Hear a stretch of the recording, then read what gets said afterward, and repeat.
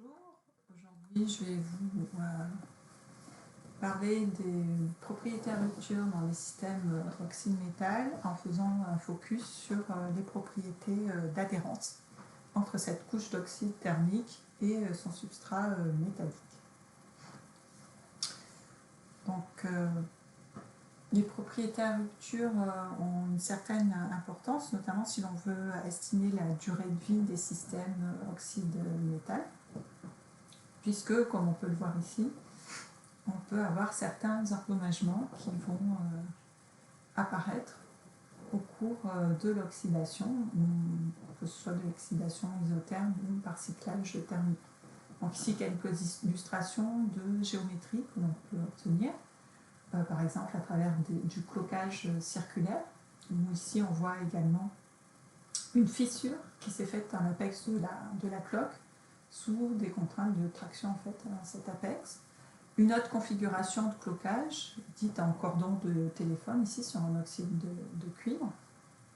Et ce cloquage peut aller jusqu'à l'écaillage, comme ici on peut le voir sur une homme de turbine de moteur d'avion. Donc on comprend que ce phénomène est critique, puisque la disparition de la couche d'oxyde ou de la couche protectrice va amener la dégradation de la structure métallique en dessous. Ce cloquage, cet endommagement peut apparaître sous des sollicitations mécaniques externes, mais il peut être dû tout simplement à la croissance de l'oxyde qui s'accompagne en fait de la génération de déformations et donc de contraintes. Ces déformations sont liées directement à la croissance de l'oxyde, et ça sera le terme d'autres exposés. Elle peut être également reliée à des déformations d'origine thermique, notamment au cours de cyclage thermique, lors de refroidissement depuis la température d'oxydation à la température ambiante. La différence de dilatation thermique entre l'oxyde et le métal va générer également des déformations.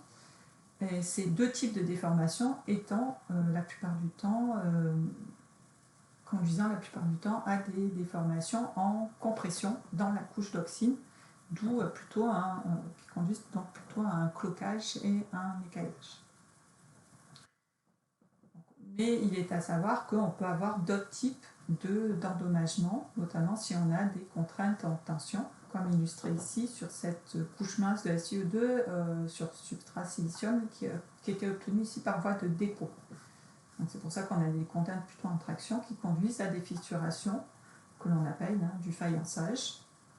Et ici, des décollements, donc fameux cordons de téléphone sous l'effet de contraintes en compression et qui ici sont allés jusqu'à de l'écaillage. Donc sur ces aspects cloquage, mon collègue Christophe Coupeau va développer un peu plus ces aspects-là dans l'exposé suivant. Donc il existe quand même d'autres façons de relaxer ces contraintes par les déformations viscoplastiques de la couche et du substrat, bien sûr. Donc ici une petite illustration notamment pour l'écaillage sous l'effet des contraintes en compression dans la couche d'oxyde. Evans avait montré qu'il pouvait y avoir deux voies en fonction des propriétés de la couche d'oxyde et des propriétés de l'interface. Donc si on a une interface forte et un oxyde plutôt faible, la fissuration va s'amorcer d'abord dans la couche d'oxyde avec des fissures ici par cisaillement à 45 degrés sous l'effet des contraintes en compression. Cette fissure va ensuite dévier au niveau de l'interface et conduire à l'écaillage. Dans le cas inverse, c'est-à-dire si on a une interface faible et une couche d'oxyde plutôt tenace, on va d'abord avoir décollement à l'interface oxyde-métal avec flambement de la couche d'oxyde. L'amplitude de ce flambement va devenir importante et générer des contraintes ici en traction ou en flexion qui vont conduire à la rupture de la couche d'oxyde et finalement l'écaillage. Donc on le voit, cet endommagement est une compétition entre l'énergie stockée dans le système du fait du développement de déformations liées à la croissance de la couche d'oxyde et d'un autre côté, la résistance des matériaux et de l'interface, résistance mécanique. Et cette résistance peut évoluer au cours du temps, comme illustré ici. Donc c'est une étude sur des systèmes barrières thermiques avec un superalliage, une couche de liaison, une couche de céramique qui fait barrière thermique, et entre les deux, la croissance d'une couche d'alumine, donc qui va notamment conduire à la génération de contraintes en compression, et également des contraintes liées au cyclage thermique vu par ce système. Donc au cours de ces cyclages thermiques, on va avoir une augmentation de l'énergie stockée dans le système du fait des développements des contraintes de croissance et des contraintes thermiques, mais également on peut montrer qu'il y a une dégradation de la résistance mécanique de l'interface ici entre la couche de liaison et la couche d'alumine, et qui va conduire à un moment donné à un endommagement parce que cette résistance à la rupture va être inférieure à l'énergie stockée dans le système. Donc on le voit, hein, pour pouvoir estimer la durée de vie des systèmes, on a besoin de connaître les déformations générées par la croissance de la couche d'oxyde, et ça c'était au cœur du séminaire qui avait lieu à Compiègne en 2019. On a besoin de connaître le comportement mécanique des matériaux, que ce soit en termes d'élasticité, mais aussi de viscoplasticité, puisque cette viscoplasticité va contribuer à relaxer une partie de ces déformations internes.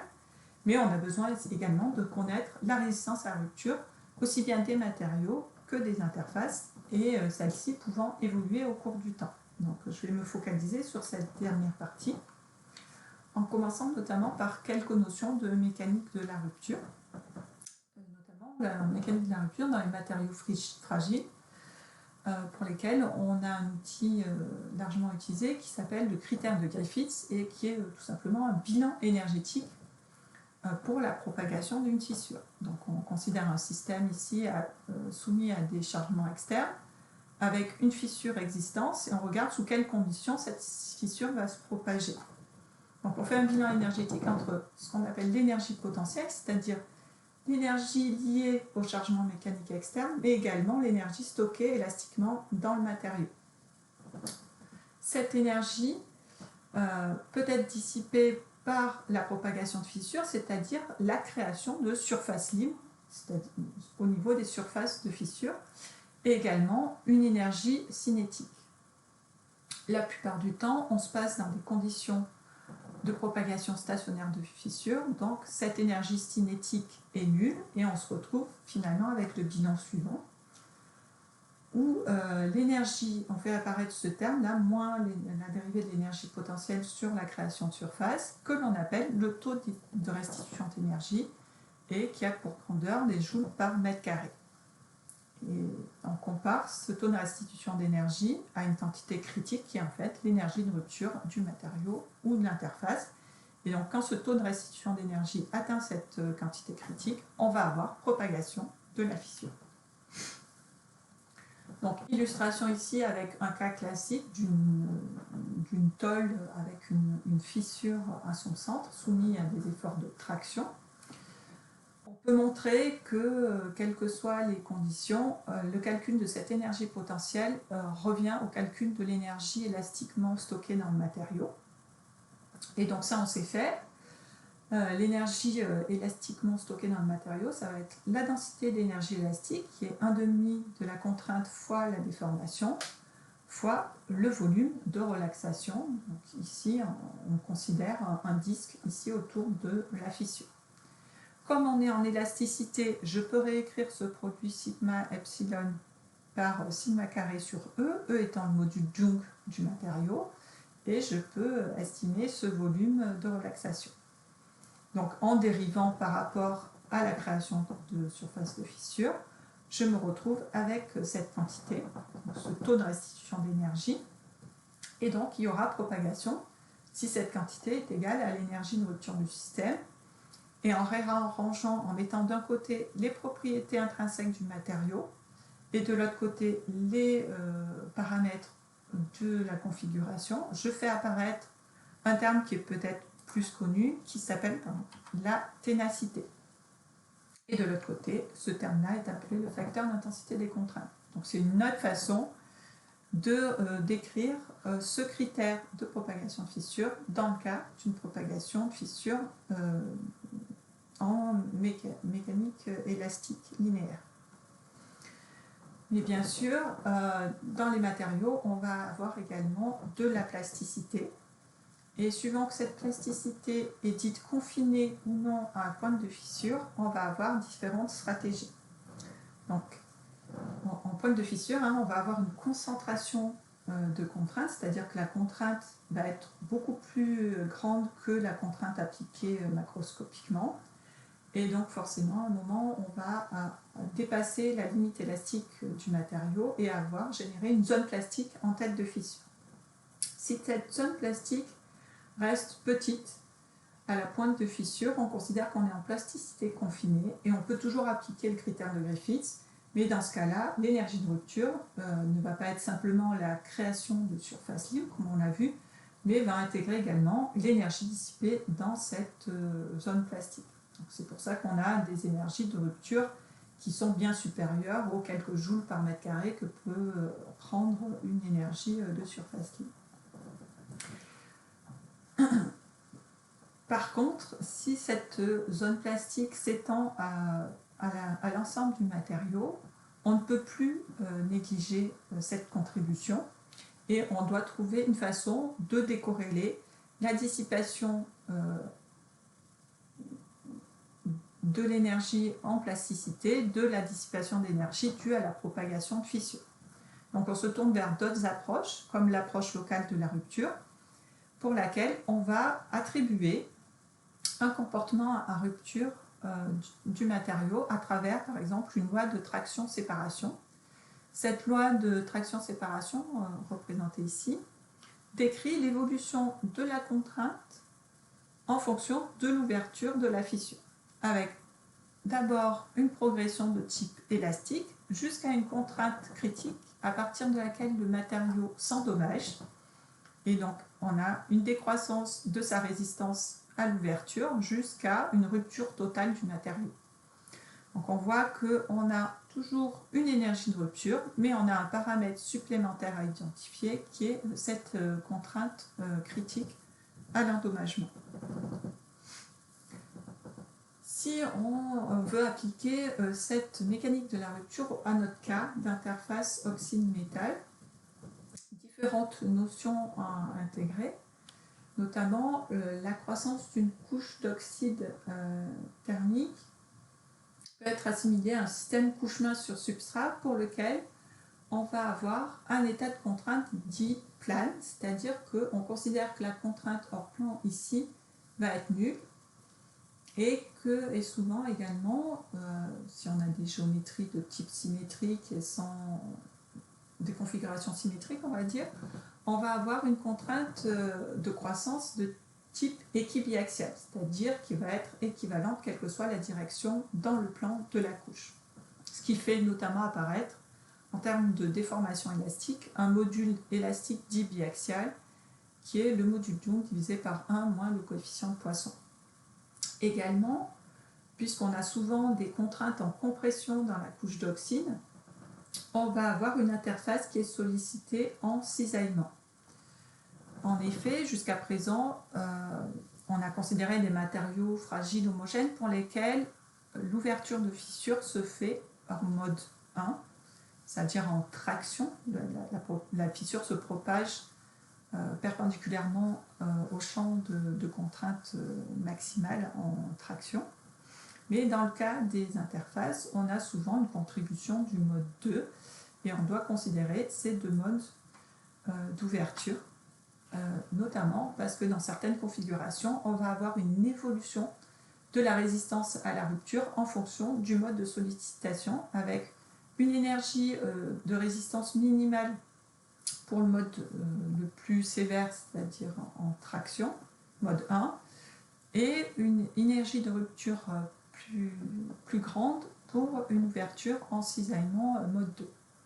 Et entre les deux, on a une évolution qui peut être décrite par une loi empirique du type de celle que j'ai mis ici, en fonction de cette énergie minimale, et ici de ce qu'on appelle l'angle de mixité modale, qui est en fait une mesure de la contribution du mode 2, du mode de cisaillement, par rapport au mode de traction, sous la forme d'un arc tangente. Donc, pour mesurer cette résistance mécanique, cette énergie de rupture, différents types d'essais sont possibles, notamment sur ces systèmes oxyde-métal. Des essais assez simples à mettre en œuvre qui ne nécessiteront pas de préparation particulière, comme l'essai d'indentation ou le scratch test, l'essai de rayure, qui vont nous amener des indications aussi bien sur la rupture de la couche d'oxyde, la rupture cohésive, que sur l'énergie d'adhérence entre l'oxyde et le métal. Des essais de traction sous observation de surface, que ce soit sous microscope optique, sous caméra ou sous une microscopie électronique à balayage suivant l'échelle que l'on veut observer, qui ici aussi vont nous donner des indications sur le comportement de rupture de la couche d'oxyde et éventuellement aussi sur son adhérence sur le substrat métallique. Et enfin, des essais dédiés à la mesure d'adhérence qui, eux, demandent un peu plus de préparation. Les essais ici dits sandwich, qui nécessitent le collage d'une contreplaque sur la couche d'oxyde, avec différents modes de sollicitation, en mode mixte, mode 2, mode 1, et un essai plus proche du mode 1, et également l'essai de gonflement-décollement, qui a l'avantage de générer une contrainte biaxiale, mais qui est plus difficile à mettre en œuvre, notamment sur les couches d'oxyde. Donc, je vais m'attarder un petit peu plus sur l'essai de flexion 4 points. Donc, avec ici une configuration de l'éprouvette avec notre substrat métallique, sa couche d'oxyde, et ici une contreplaque qui va nous servir de raidisseur et dans laquelle on va venir faire une entaille pour faciliter le décollement ici lors de la mise sous flexion. La courbe de charge typique se présente sous cette forme-là, avec une croissance ici linéaire, due à la déformation élastique du système, un pic dû à l'initiation de la fissure au niveau de l'interface, et puis un plateau correspondant à la propagation stationnaire de la fissure au niveau de l'interface. Bien sûr, ici, c'est un cas un petit peu idéal. Nous avons appliqué cet essai sur un système barrière thermique dans le cadre de la thèse de Pierre-Yves Anteri en collaboration avec l'ONERA. Donc, le système barrière thermique, c'est un superalliage, ici un superalliage AM1 à base nickel, avec une couche de liaison en NiAl ici, sur laquelle on vient déposer une céramique, ici de la zircone striée, qui va servir de barrière thermique. La couche de liaison sert à limiter les différences de dilatation thermique entre la céramique et le superalliage, et également sert de couche sacrificielle à l'oxydation, puisqu'au cours des cycles thermiques, on va avoir croissance d'une couche d'alumine ici à l'interface entre la céramique et la couche de liaison. Donc ici l'éprouvette, on retrouve notre superalliage avec la couche céramique et on est venu effectivement coller un raidisseur, dans ce cas-là en acier, et on a réalisé une entaille ici dans le raidisseur. Donc ici une illustration de la mise sous flexion de l'éprouvette. Donc on voit ici en bas le superalliage, le raidisseur, et entre les deux on voit très clairement la couche de céramique. Et on voit qu'au cours de l'essai, on va avoir effectivement décollement entre la couche de céramique et le substrat en superalliage. Et donc comme ça, on a mesuré l'évolution de l'énergie d'adhérence de cette couche de barrière thermique sur le superalliage après différents cycles thermiques.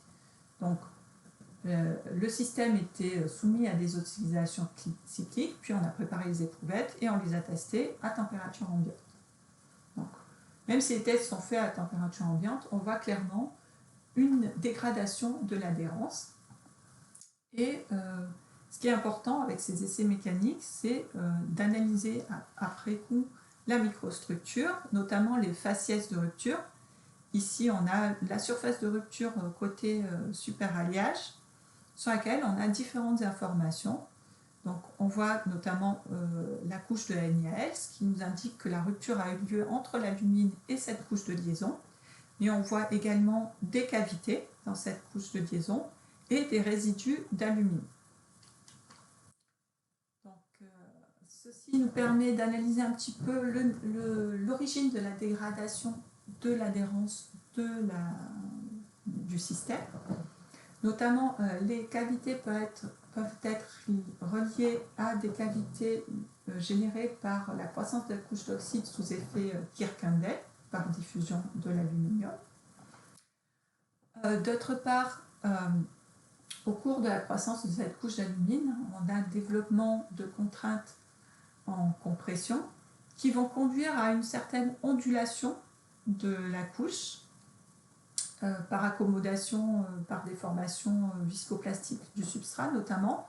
Cependant, la couche de céramique au-dessus ne va pas être capable de suivre l'amplitude de ces ondulations et créer cette fois-ci des cavités entre la couche de céramique et la couche d'alumine qui vont conduire à ces résidus d'alumine qu'on a vus à la surface lors de la propagation de la fissure.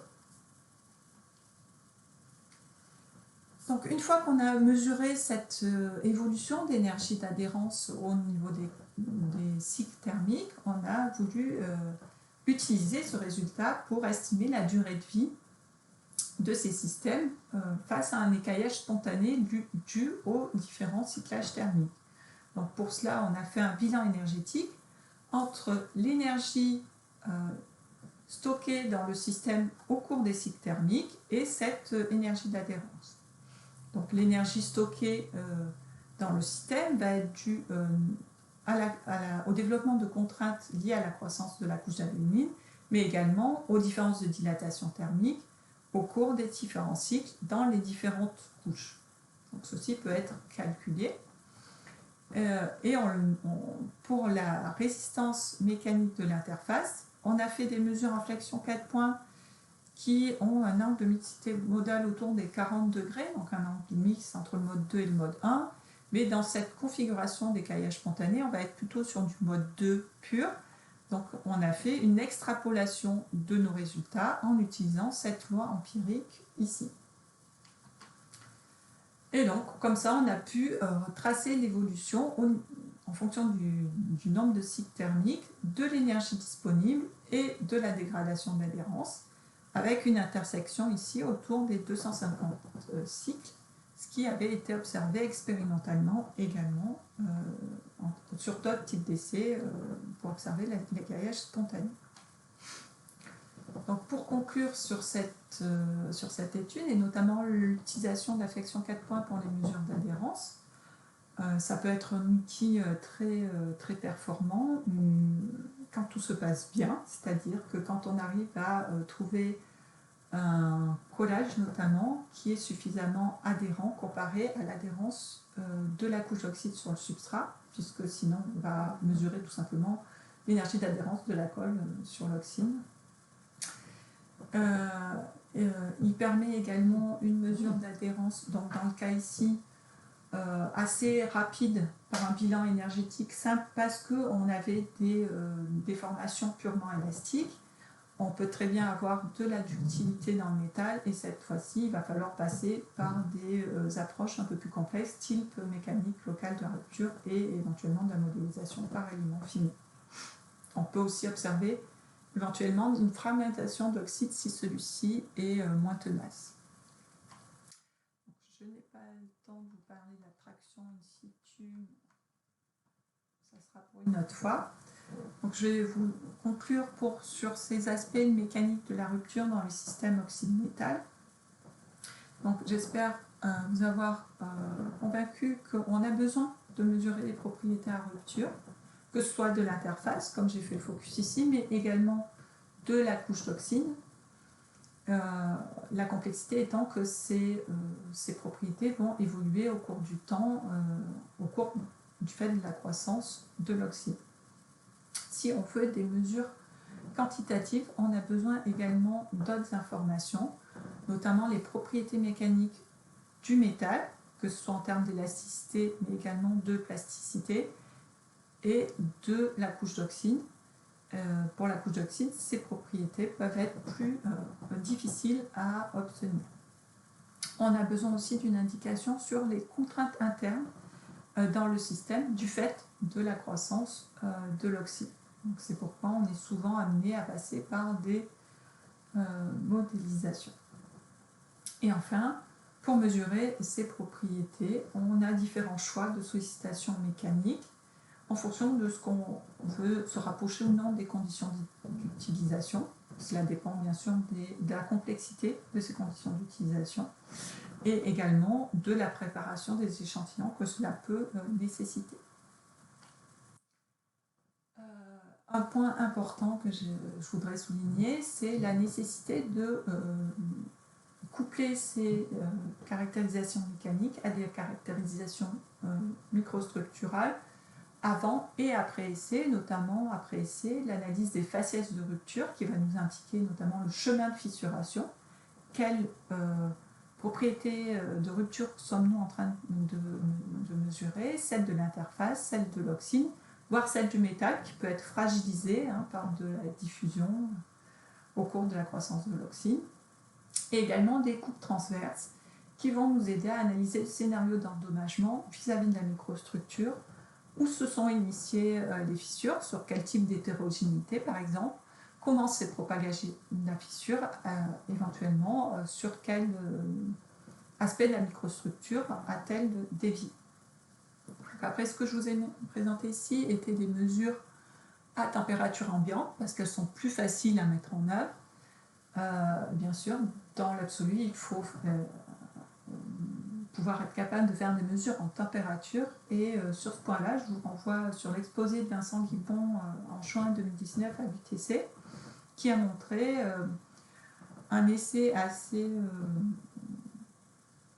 judicieux, combinant une initiation de cloque par l'ASAT, par choc laser, et le suivi de l'évolution de cette cloque au cours de cycles thermiques. Voilà, je vous remercie de votre attention.